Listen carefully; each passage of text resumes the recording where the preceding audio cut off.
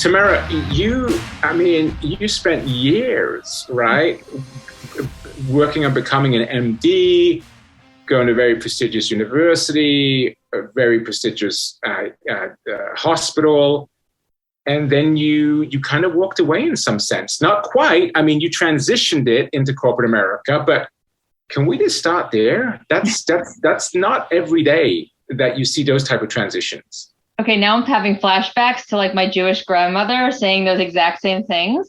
It is, it's quite an interesting journey for sure. And it was a really tough decision because of exactly what you said. I mean, all the years invested, I knew, maybe I'll just quickly say, I kind of went into, neither of my parents are physicians. One's a teacher, one was an engineer, a chemical engineer for years. And so I didn't even really, have a sense of what it meant, but I just knew I loved science. And I kind of thought there were two options in life. No one was in business either in my family. So you either go into law school or you go to medical school. And my older sister chose law school. So I kind of chose medical school, but I did love the science. And I just thought, medical school made a ton of sense. I enjoyed it fully. I enjoyed the learning, and, having to choose when it comes time to choose between basically medicine and surgery. I said, I like to do things. I like to, figure out the problem and get it done and take it out. And so I'll pick surgery. And I just jumped, right into a general surgery residency at Mass General Hospital. And this was, I don't know who's old enough on the call to remember. There was a time when actually there was no time limit on how long a resident could work in the hospital. Now there's 80-hour work weeks. Oh, I understand. Right. Sure. Yeah. Right. So I kind of, figured out at one point how many hours there were in a week by only counting backwards from how many I wasn't working, because I was working about 140 hours a week. And it was quite, it's tough to do, but and so I kind of came upon a time, my third year into residency, general surgery residency, which is a 7-year residency, where I just felt like this is a lot and I'm not sure I'm fully dedicated to it now, and started really reflecting on why I got into it to begin with. And I actually realized, and I was only kind of partly being facetious when I started out talking about my Jewish grandmother, I kind of realized a large part of perhaps why I became a general surgeon was how proud your grandmother can be to say that they have a granddaughter, their granddaughter is a surgeon. So, and the prestigiousness of Mass General Hospital. So I truly did love science. I just maybe perhaps didn't pick the right specialty. And so I'm sitting here now at 30 years old, and I had just gotten married. Literally, the month I got married, we got back from our honeymoon. My husband was also, I met in residency, so he was also a physician, but was a few years ahead of me, had already finished his residency. And I sat down with him literally a week after returning from our honeymoon and said, I've thought about it, and I just don't think I can continue the residency. Lots of conversations. Luckily for me, I'd kind of already made the decision in my head. So I knew everyone tried to convince me otherwise. There were a lot of, why don't you just stay till the end? You can then put up a shin, at least practice. If you ever want to try something, at least you can practice later. And I'm thinking, wow, that's another 4 years, 34 before I'm out. A lot of, potential issues with that. But one thing I really remember thinking, and for anyone this can help out here, is really probably the best piece of advice, if I think about all the pieces of advice I was given, was, so here I'm sitting at 30 years old, and I'm looking back and I'm saying, I just spent 8 years, 4 years medical school, 4 years of residency, and that's a lot of time. And wow, am I going to throw this all away? And I thought, and you have to have you have to be wise, I don't know, to think about, you have a lot more life left. And so the potential of what your life could be, I wanted to still see what that potential could be. And so the best advice I got, I think this to myself a lot in almost every decision I make there going forward that's hard like this, is I think, would I rather have tried it and fail than never tried it and never know and regret? Right. The pain of regret. You want to avoid that. Yeah, and look, people might say, well, I don't know, that like FOMO, like fear of missing out, and but I always think give yourself the most options possible, like to create a gateway for yourself, and that's why the Ivy League school, and it happened to work out. They would never take me today, but you go down that path of getting into doing the best you can to leave as many doors open for you as possible. Yeah, and I just didn't like sense. I felt the walls kind of closing in on me to a path I wasn't sure I wanted to take. So even though there was so much, prior investment, right, sunk cost, if you will, I just thought, could I always come back? I could probably always come back. I've got to give it a try. It just seems like this isn't my final path. And of course, what would have made that all easier, and perhaps in any course of any change you're making, you'd rather have a soft landing pad. So it would be nice to know that there's something to catch you. I didn't have that at that exact moment. I just felt like there was possibility. I was as scared as anyone would be. My goodness, I've just spent 8 years. Am I going to where's my ROI? Am I going to find something? And, I wound up, I wound up getting very lucky and found, my way into McKinsey management consulting. But, anyway, I'll stop there and see. But that wasn't a foregone conclusion when you made the decision in your head. No. You were kind of jumping out of the airplane, hoping the parachute would open. And also there's a lot of social pressure, right? A lot of social pressure. Like, what if I fall, and what if I fail? And this is no joke. This is Look. Let me say, not everyone can do this. My husband had just, as I said, finished his residency. He was starting a job. So I knew I had some cushion, right? He was my cushion. I certainly wasn't making much as a resident. In fact, back then, I think it was about $35,000 a year. So, but I had a husband who was finally making, having a job as a full-time oral surgeon, and so had some window. And honestly, and this is, for anyone who might think, by the time they're 30, they should be senior vice president. There's when you're junior, it is easier to find other possibilities. It gets harder as you go up the ladder. So I felt like there would be something. What it was, I had no idea. And actually, I wasn't so 100% convinced it would include. I wanted it. I thought the most ideal would be to some way, not negate the 8 years of medical training I just had, but be able to incorporate that in some way. And in fact, everything I've done since. That medical training has been incredibly valuable, whether truly used in my job or honestly just as it gets people's attention. It does get people's attention and does help position me well for for sure. So it's been very helpful. But at that moment I made the decision, I honestly was thinking, gee, I'm really interested in like news and media and production and. That was scary because I'm thinking, who's going to hire me as anything other than an entry level person? Right. If I go to like the Today Show and try to be a producer, I'm going to have to start from the bottom up. And maybe I will say that was the one place you talk about courageous decisions. If I think about it now, maybe I wasn't so courageous because that would have been really interesting to try. That would have been the truly like completely throw to the wind. Like if you have time, maybe this is what people say at the end of when you bookend your life and you're done with your full-time career and you have that time when you're 60 to go and explore, those things that you wanted to explore. Maybe someone will take me in to guest produce on Today's Show. So I admit I didn't go that far to say, what can that look like? I did say, where can I leverage the 8 years of medical training and knowledge that I had? And then I can't remember how I wound up coming into it, but there was a position at Pfizer, which was in my backyard living in New York. And that seemed like who knows what that would lead to. Obviously much great things within the organization of Pfizer. And then someone told me about McKinsey and business consulting and couldn't have thought of known at the time a more perfect way to be able to sample a host of getting into the pharmaceutical and med tech clients and then go from there. So well, I tell you, we are always looking for junior entry level positions. If you want to come and join our little podcast show, we'll be happy to take you. So, thank you. So you have an option. You have an option here. Oh, that's awesome. Yeah. No, I love that. And what I'm picking up on is this theme that in reality you're a problem solver, right? I mean, like you like medical school and then residency. What I'm picking up, and maybe I'm wrong here, was that the challenge was kind of over and you were looking for a new challenge, right? I mean, when you're working 140 hours a week, you kind of master stuff pretty darn quick, I'd imagine. And that's really kind of been the story of your career, because you've had 2 or 3 different occasions where you could have said, reach the top of the mountain. I can coast for 10 years now, right? I mean, I can collect some pretty big paychecks and coast, and you've continuously, like this is a theme, right? You've continuously taken on new challenges and gotten out of your comfort zone. Am I onto something here? Or is there something that?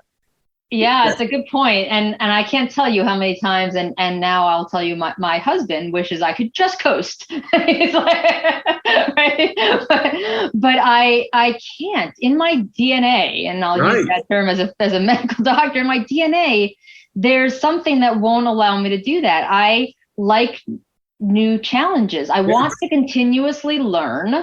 I want to continuously be challenged. Who doesn't want to be, I say I have, 4 criteria, maybe 5, when I go look for a new adventure. It's that for me, it's about the mission. I became a physician for a reason. It's about helping make the lives of patients better. And I truly am driven by that. So and it could be anyone could have, whatever their mission is. It could be having, the best, making sure people receive their morning news in the best way possible. Right. So whatever their mission is. So you have to have, so there's a mission, there's an impact I want to make. I want to, again, it kind of, for me, it's driven to, I want to make a difference in the lives of patients. I want to be doing something that third, is truly important to the board or senior leadership of the company. It has to truly matter. I'm doing something that matters and that will make an impact. And 4th, they say, is, working with great people, because that's just, again, maybe you don't get much of a choice when you're younger, but you kind of get, I don't know, maybe post 40, you say like, life's too short. Like I need to work with great people who are equally inspiring. And then 5th, as I figured out really just in this last turn of change to this new position I've taken. But as I've been thinking about this, is I always continually need to be learning. And so I've been in every healthcare vertical. The one I've most recently taken on is now in tech and software. I've been in a medical device company, a payer. I've been in pharma. I hadn't been in tech and software, so I'm learning, and people talk about drinking from the fire hose. But for me, what the most satisfying thing is when it starts to finally click. And I've only been at it 6 or 7 weeks now, and it's starting to click now. And then you start to get mastery, and then you can actually apply your skill set, which is why I'm here, which is I say I've got kind of a functional expertise. It's about building and scaling and leading innovative initiatives or products or functions in a company. And I get really excited about that. And starting from a white piece of paper, building a team, making that happen, making sure we're serving the needs of the business, creating that impact. It's always good to see that you have sponsors and someone who's going to endorse you in the organization. And should that ever change, if priorities change or if people who are advocates leave and you're left with people who don't think change is important or doing something different is important, I could sit and coast. I've built up maybe you've built up a good reputation. You've built up friends. It's tough to leave them. You've built up a good team. But I still go with I've got a couple more lives left in me. And if this isn't the right place, like who's looking for someone who's looking to be pushed to new and leading something new and different and pushing the envelope, because that's what really excites me. Well, on the one hand, there's a lot of glitz and glamour and adrenaline and excitement with that type of life, right? Like you're constantly scaling new mountaintops and so forth. But there's also, at least I would imagine, there might be a little bit of a dark side because you're constantly facing some fear, doubts, and insecurities when you're living outside your comfort zone. It is really tough. I mean, I literally jumped without a safety net off the last opportunity. And so there's a lot of doubt. And I'll tell you where the doubt winds up coming in is, you start off, I thinking, I should say, in every transition I've made, I've always wound up in a better situation at the end of it. Yeah. The one that now I have some confidence in that, but even with that, there are dark days. There are days of, you talk to somebody, you realize your gut, because there's a gut, there is a gut. Everyone trust your gut.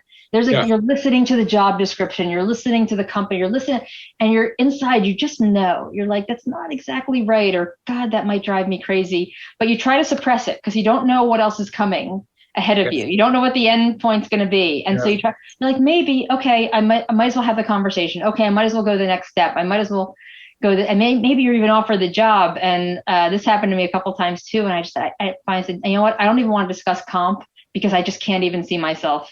Thank you for picking me, but I really can't see myself as this is the direction. Once it was a chief medical officer position, and obviously as an MD, I get asked a lot about that, but it's just this scientific side of things just didn't interest me as much. So, but you don't know what's coming, and so you're, and then you're left, and then look, one time this happened. And then COVID hit, and suddenly, my husband's an oral surgeon. His office had to close down for 3 months, and you're going, okay, what's going to happen next? So, and so you start to, there are times when you devalue yourself, when you say, you know what, I'll take the more junior position. Maybe I should just take the more junior position. Maybe I should just accept that it's going to be a big salary cut from what I was doing before. Maybe because at some point I'm just going to need to take something.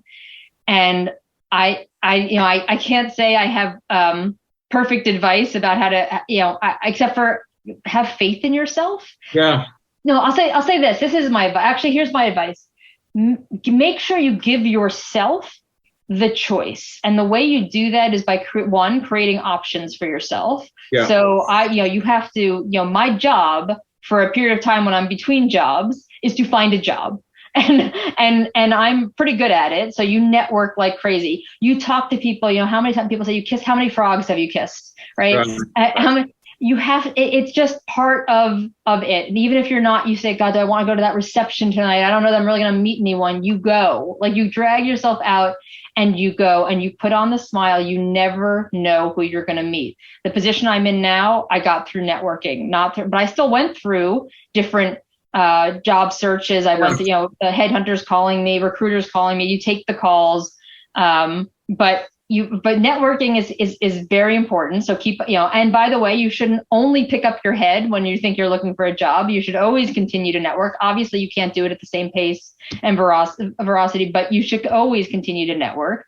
And then when I say give yourself the choice, I mean, so for me, everyone has an expertise. There's something you have that that you're qualified to tell somebody else about. Yeah. And that's called consulting. And that turns into consulting. So if you can create optionality for yourself, and it is tricky because you don't know if you're really looking for a full-time job. So you don't know if the next full-time job might be 2 months away, 6 months away, 8 months away.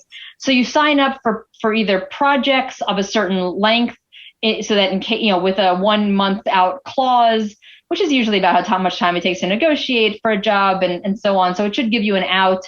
But get yourself some kind of pipeline of consulting.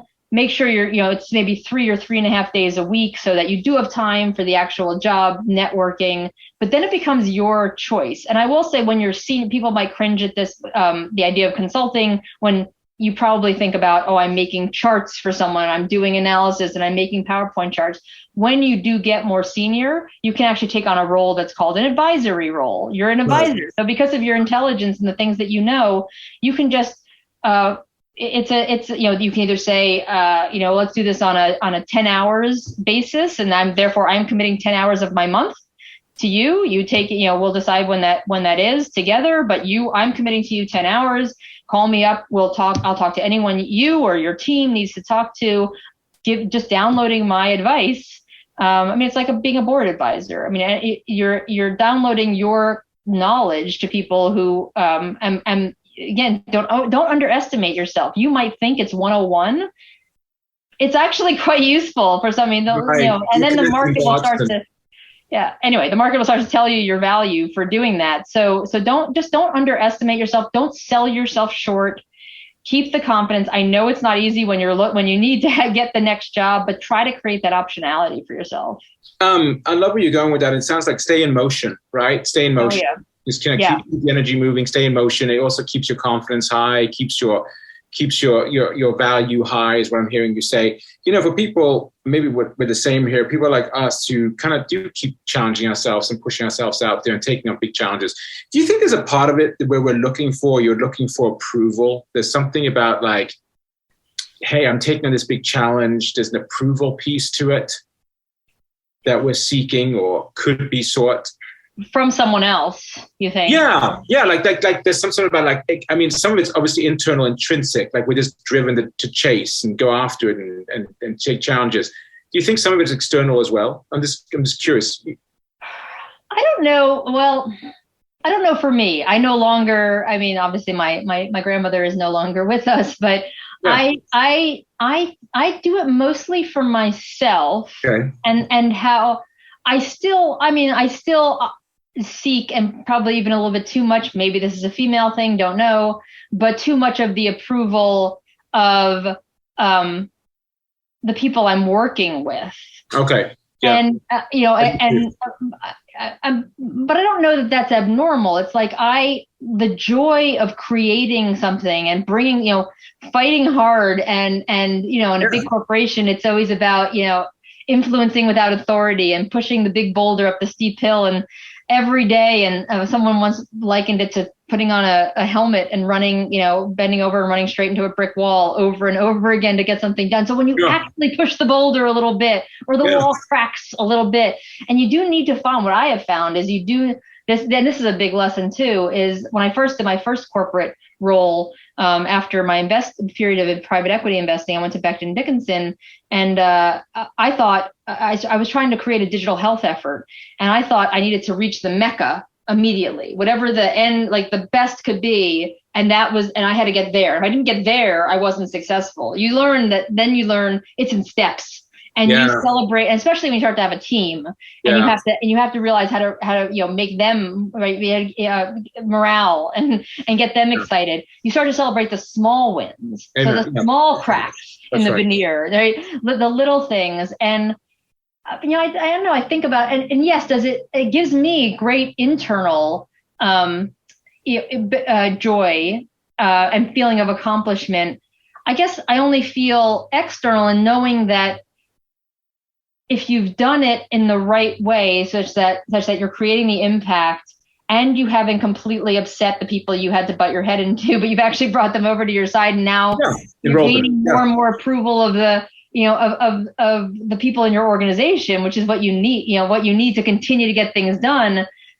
Yes, I am looking for their approval so that I can be more of a welcomed member into their community. Quite honestly, in these places, most times people grow up in them. I mean, they start right after school. They've been there 20, 25 years. They continue to get different jobs, so they continue to feel like they're challenged and excited. I'm now usually coming in at a pretty senior position, so there are always great antibodies against me. Because right. Sure, you have to overcome that. Yeah. Right. And so I certainly, yes, I guess I'm looking for their approval in the way of let me into your club. I want I am here for you. I'm here for the company, for the best of the company. And of course you learn to use words like that. Like, I'm not here to displace you. I'm not here to step on your toes. I'm here for the best of the company. This is what I think will help the company. What do you think will help the company? And, all those things you learn as you rise up the corporate ladder of how to how to make sure you're gaining friends.